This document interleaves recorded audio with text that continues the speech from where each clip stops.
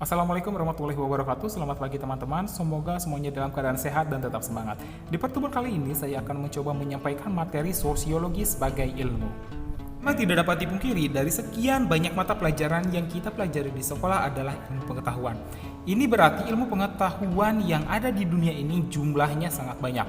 Lantas dari sekian banyak ilmu pengetahuan yang berkembang, bagaimana kita mempelajarinya? Menurut Surjono Sukanto, ilmu pengetahuan dapat didefinisikan sebagai kumpulan pengetahuan yang tersusun secara sistematis dengan menggunakan kekuatan pemikiran ataupun logika.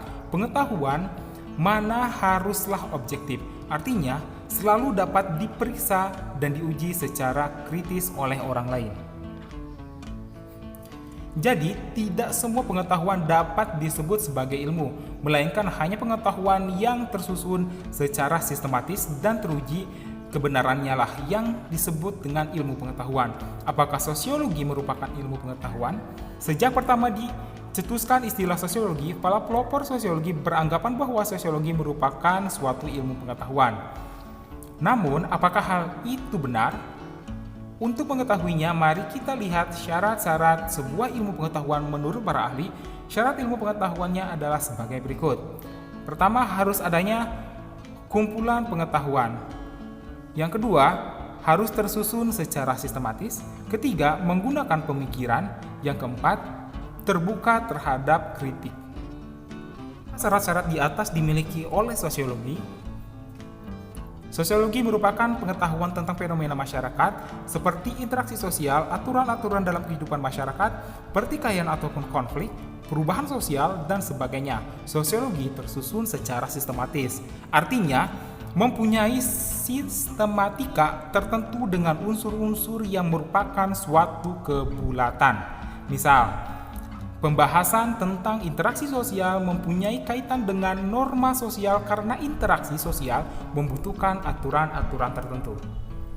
Meskipun demikian, sistematika yang dimaksud dalam pembahasan sosiologi itu bersifat dinamis yang disesuaikan dengan perkembangan zaman.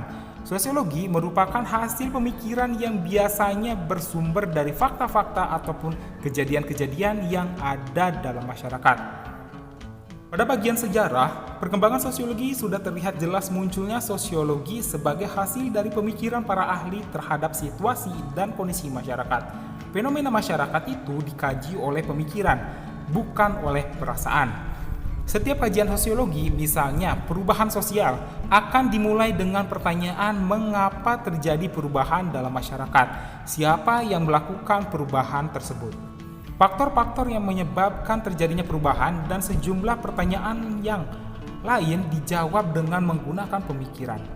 Pengetahuan sosiologi, sistematika sosiologi, dan pemikiran sosiologi dapat ditelaah oleh masyarakat luas. Oleh karena itu, sosiologi dikatakan bersifat objektif. Namun, apabila terjadi perbedaan pandangan dalam suatu fenomena yang terjadi di masyarakat, hal itu karena adanya perbedaan paradigma atau perbedaan sudut pandang.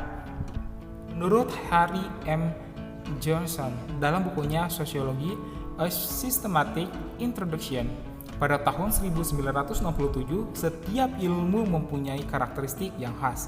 Begitu juga dengan sosiologi, karakteristik ataupun ciri-ciri keilmuan yang sosiologi sebagai berikut.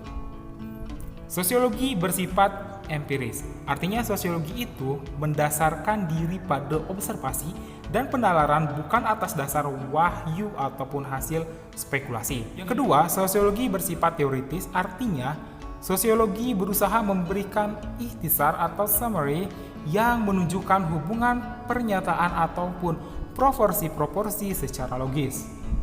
Sosiologi bersifat kumulatif, artinya teori sosiologi dibangun atas dasar teori yang sudah ada. Teori-teori yang baru atau lebih besar dan luas pada dasarnya merupakan penyempurnaan teori yang sudah ada.